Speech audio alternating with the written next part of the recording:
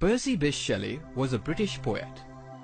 He was a radical thinker who urged the working class to revolt against exploitation through non-violent means. His poetry and writings often reflect that. In fact, he wrote an article on atheism, a subject considered taboo in those times.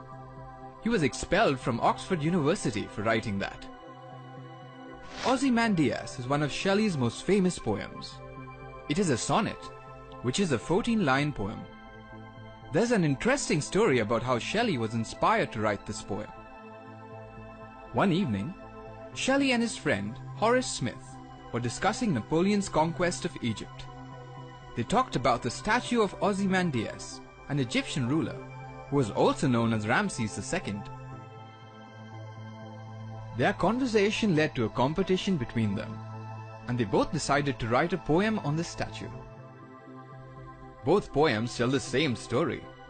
However, Shelley's poem is more popular.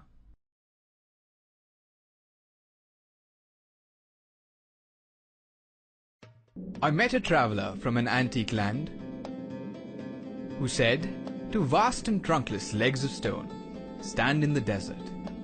Near them on the sand, half sunk, a shattered visage lies, whose frown and wrinkled lip and sneer of cold command tell that his sculptor well those passions read, which yet survive. Stamped on these lifeless things, the hand that mocked them and the heart that fed. And on the pedestal these words appear, My name is Ozymandias, King of Kings. Look upon my works, ye mighty, and despair. Nothing beside remains. Round the decay of that colossal wreck, boundless and bare, the lone and level sands stretch far away."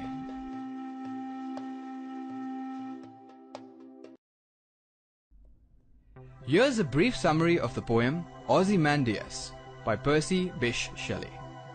The narrator of the poem meets a traveler from an ancient land.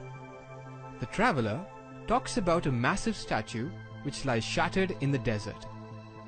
What remains of the statue are its two huge legs without an upper body. The shattered face of the statue is partially buried in the sand nearby. There is a frown on the face, and the expression is cold, commanding, and arrogant. The emotions on the face are so realistic and detailed that it is clear the sculptor had an acute understanding of the king. The face chiseled by the sculptor still survives in that barren land.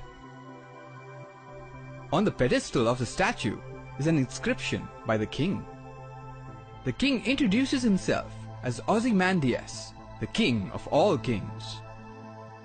The inscription further claims that even the mightiest men will look at the king's achievements and despair, that they have achieved nothing compared to the king.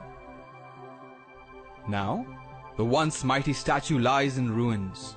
There is nothing around except vast stretches of sand.